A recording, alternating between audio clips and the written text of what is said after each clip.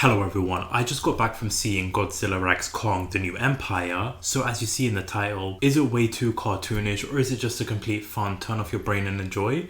Let's get straight into it.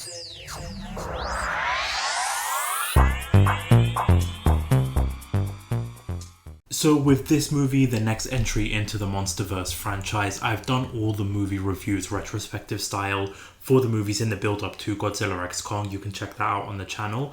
And there's going to be a tier ranking video for all the Monsterverse movies, including the Monarch TV series. That's going to be coming out tomorrow, so definitely keep an eye out. Subscribe to the channel if you are new, so that you're not missing out on that. We've done a whole bunch of movie reviews, tier ranking reviews. Last week I done the Ghostbusters one. We're going to be doing a whole bunch of reviews when it comes to like series, movies, all that kind of stuff. So do subscribe, keep an eye out on the channel, hit that like button as well. I want to know your thoughts as well. Let me know in the comment section down below if you've seen the movie. There is going to be a spoiler section towards the end of this video, so if you haven't seen the movie, I will let you know when we're going to be discussing spoilers, but we're going to be talking about the good, the bad, and the spoilers. Because starting off with the good, the movie itself just looks visually stunning. I was watching this in 3D and I gotta say, it looks amazing in 3D. There's some shots which I feel like are similar to Godzilla vs Kong, especially with the Hollow Earth. You get some amazing shots of Hollow Earth. You see all these different creatures as well, different monsters, different titans. And you also get that throughout the movie too, not just in Hollow Earth, but in Planet Earth, in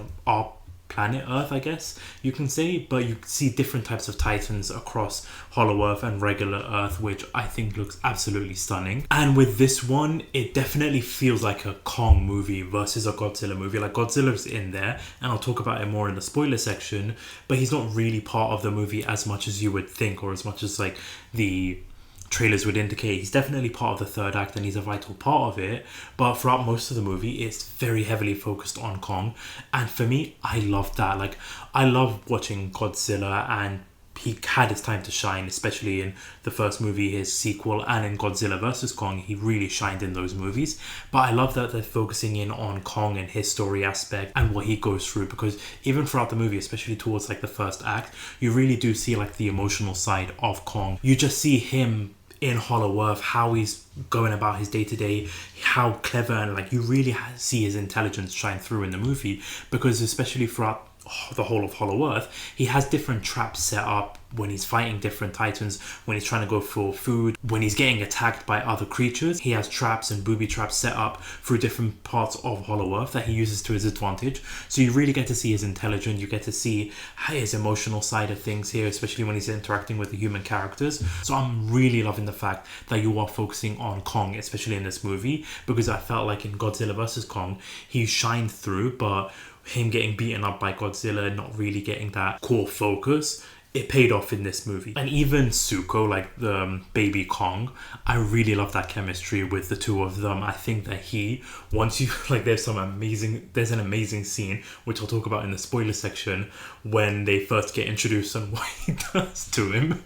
But once they like really get bond and like get that chemistry going, Zuko is a fantastic addition to this movie. I loved his scenes throughout the whole movie, and especially what he does in the third act. It was an absolute blast, and again, like visually just looks incredible. Like, you really see the core emotion in his face, in his eyes, in certain particular scenes that I think really shine through. And then once you get to like the human characters, like I have a couple of issues with the human characters and like that storyline, because this movie felt like it was very 60% Titans, 40% human characters. And again, with human characters, it does feel like they are trying to push through and rush through it as quickly as possible. But I didn't mind to a certain extent, because the human characters that you have got, like Rebecca Hall returning, the little girl from Skull Island is also back in there. You get Brian Tyree Henry, who is a fantastic addition. But Dan Stevens as Trapper, I loved him in this movie. He was a fantastic new addition. So the core focus of those four, because in the beginning you do get the focus on different human characters and what's going on around the world and that kind of stuff, so it's very heavily focused on humans. But then once the movie starts kicking off, once the movie does get going, you really don't mind the human characters, like the four focus, like Rebecca Hall, Brian Tyree Henry, Dan Stevens, and the little girl. Like with them, you get some great one-liners, you get some great chemistry, especially between Dan Stevens and Brian Tyree Henry. I love their chemistry with one another. You get some heartfelt moments with the two of them, along with some comedy moments. So that just worked really well, and I honestly didn't mind the human characters to a certain extent, even though some of their storyline I just wasn't that invested with. but overall the human characters aren't as frustrating to watch or take you out of the movie as much as like previous movies. But of course, when it comes to like the titans, the battle sequences, you get them sprinkled throughout the movie. Like I mentioned, you get different types of titans that do appear. You see Godzilla in action, you see Kong in action, but then once it gets to like the third act, once it gets to like the big battle sequence, it looks absolutely incredible. I loved what they did. Like, you get different parts of the world getting destroyed and just getting annihilated by Godzilla, by Kong, by different titans, but the way it just comes across, it looks absolutely incredible. It looks maybe cartoonish to a certain extent, especially with the way like you have Godzilla and Kong interacting with one another. Like, you see it in the trailer when they're fighting in Egypt. It looks ridiculous, but it looks absolutely fun, and that's all I want from like these types of movies, from these Monsterverse movies. It's just the way they just fight with one another, beat each other up.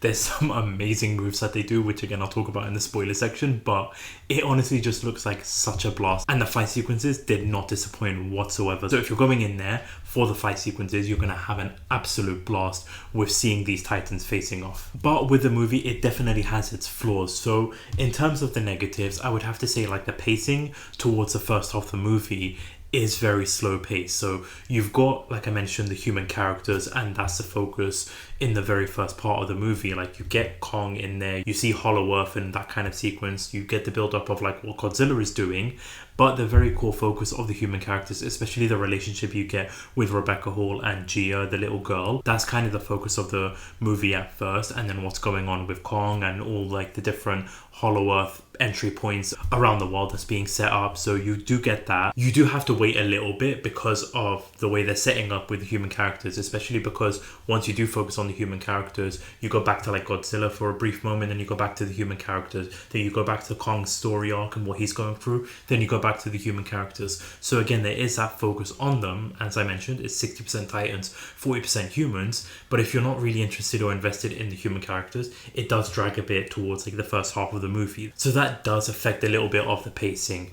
In terms of though, when the movie does kick into high gear and like I said, you get the third battle sequence, there are some certain shots that make it where the camera is just very shaky and you don't get like really good shots of the titans fighting, although you do get some amazing shots and some amazing cinematography. And also, as I mentioned earlier, this is a very heavy focused Kong movie, so Godzilla really does feel like an afterthought towards the very first half of the movie, even as they're building towards the second act. Godzilla is basically being used to go around the world and just give some exposition in terms of certain like titans that are being introduced, but he's not really like the focus like he was in Godzilla vs Kong. So the focus really is heavily on Kong and his story arc and what's going on with him, because like I mentioned, you cut to like what's going on with Kong, then you cut to the human characters, then you cut to Godzilla. But even with Godzilla's sequences and their scenes, it's like a few minutes of Godzilla and then it goes back to like either Kong or the human characters, so you don't really get to focus in on Godzilla whatsoever. And so that might bug people. If you're a huge Godzilla fan and you're going in there for Godzilla, you might be a little bit disappointed in terms of like how much screen time he gets, although when he is on screen you really do feel his presence. And not to dive too heavy into spoilers, however, though, the villain I feel like was very underutilized. Like Scar King, I felt like didn't get enough screen time, didn't get enough time to develop his presence, because it's kind of similar with Ghostbusters Frozen Empire, where the villain gets introduced a little bit too late. Granted, he's not in there for like the last 15 to 20 minutes, he's in there a lot longer, but he doesn't really get that time to shine that I would have wanted. You do see it in the trailer where he fights Kong in the volcano lava place where they're at, and that is a great fight sequence, but I was wanting more from Scar King as the villain, so I feel like he was a little bit underutilized and underdeveloped. But in terms of overall, the movie is such a blast. You do get an enjoyable factor with this movie. You turn off your brain, you just watch these titans fight one another, so you do get a lot of enjoyment, as long as you're not going in there for like a compelling story arc that you're going to be expecting, and you can understand that it is a Kong movie versus a Godzilla movie. I think you'll have a great time with it, because we are going to be diving into some spoilers when it comes to this movie itself. So this is your warning if you haven't seen the movie. These are all spoilers now. But for me, when it comes to like certain sequences that I talked about that really cracked me up, I just have to say the whole sequence when Zuko gets introduced with these other apes that try to attack Kong, and then Kong just using Zuko and swinging him around. I thought that was absolutely hilarious. I don't know if I should be laughing at this or not, but the way he just grabs this little kid or this baby chimp, baby monkey, and just swings him around, I thought was absolutely hilarious. And I don't know if it was just me, but when you had that sequence in Egypt with Godzilla and Kong fighting one another, when you had them literally going for a suplex, I don't know if I was the only one just having Jim Ross's commentary in my head when they were going for like the punches, when they were going for the suplexes. Like, it felt like a wrestling match. Like, you have Godzilla suplexing Kong in the bloody desert. Like, I was not expecting that whatsoever, so that really caught me off guard. But I just, like I said, I had Jim Ross's commentary stuck in my head while those sequences was going on. But like I said, the fight sequences was really, really great. It was really entertaining to check out, especially, like I said, because of the whole third act. Because when you finally get Kong and Godzilla working together, you've got Kong jumping and riding onto Godzilla, but then that whole third act sequence when you've got Shimo and Scar King versus Godzilla and Kong, and you got that sequence of them, the two of them running together, I thought that was such an excellent shot.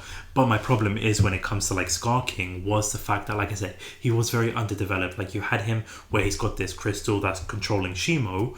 Once he loses that in the third act in the battle, he basically becomes very weak and sort of like a pathetically easily defeated villain. I wish we could have seen more of him because of that presence. Like, he fights Kong, uses some great moves, beats up Kong, but then as soon as like Kong is able to just throw him over him after being choked, he just starts using the crystal, and then you don't really get to see much of him. Like, Scar King himself as a villain could have had a lot of potential, but like, you see him once he gets introduced in the lava sequence, but then you don't get to see him after that until he gets to like the third act when they have the big battle. But then even then you don't get to see that enough of Scar King fighting Godzilla, fighting Kong. Like, you see him fighting Kong. Once Godzilla gets involved, he's just like dodging the atomic breath, which, by the way, the atomic breath sequences just looked amazing, from the blue color to the pink color. I love the atomic breath with Godzilla, but Scar King, I just felt like he could have been used a lot more, could have had a more menacing presence in the movie. So when it comes to like Godzilla's story arc, like I mentioned, he's not really used as much in the movie, where you get the focus of him basically just traveling around the world, going from Italy to France to Spain to Brazil. Like, he's basically taken advantage and going sightseeing, although he's destroying everything in his path. That's what Godzilla is being used. He's basically in the movie just to go around these different countries to absorb the radiation so that he can become big and powerful, just to get that sequence or that shot of him having his arms spread out, turning all pink, just like similar to like King of Monsters, where he turns into like this lava creature. He basically has that opportunity where he's standing there, arms out, coming pink, so that he can get the atomic breath out. But I felt like maybe he could have been used a lot more in the movie, although I loved what they had in the focus of Kong. Godzilla, I feel like, could have been used a lot more, could have been used a lot differently in the movie itself. But Kong's story arc, like I said, I really, really enjoyed. Like, you really get to see his intelligence, his characteristic, his way of thinking, the way, like I said, he sets up the booby traps, where he sets up different things across Hollow Earth. So Kong really, really did shine in it. Again, like I said, about the whole dentist sequence and the whole human characters, where he's basically relying on the humans, going to the dentist, getting his arm with the gauntlet and everything like that.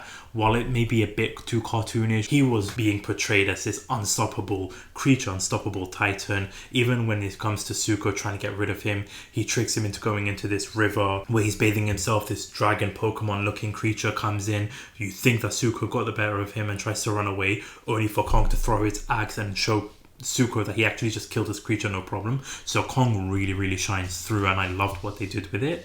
When it comes to like the human side of things here, like I said, the focus on like certain human characters like Brian Tyree Henry and Dan Stevens, I really enjoyed their chemistry with one another. You do get to see like when they go inside Hollow Earth, they're focusing in on Gia and the tribe that she's from, and how that she's like the chosen one, where she reintroduces a creature that you didn't expect to return with Mothra. Honestly, I wasn't as invested or interested in terms of that story arc or that storyline. While I was more focused with the Titans, I wasn't too heavily invested with the story arc, although I wasn't bored throughout it. Like I said, the character chemistry with Brian Tyree Henry and Dan Stevens really elevated the characters and just got you interested and invested with the characters when they were on screen. But overall, a really enjoyable movie. But I'm really curious to see what they're going to do with the future here, because there was no post-credit scene or end-credit scene, so I don't know where they're going to go with the Monsterverse right now, since everything is up in the air. But I'm very curious to see what what kind of direction they're going to do here. So again, let me know your thoughts in the comment section down below, if you liked it, if you hated it, what your thoughts are about it. And again, also subscribe to the channel so that you're not missing out on the tier ranking video for all the Monsterverse movies. But thank you so much for watching. Thank you so much for listening. This is YK Reviews. Peace.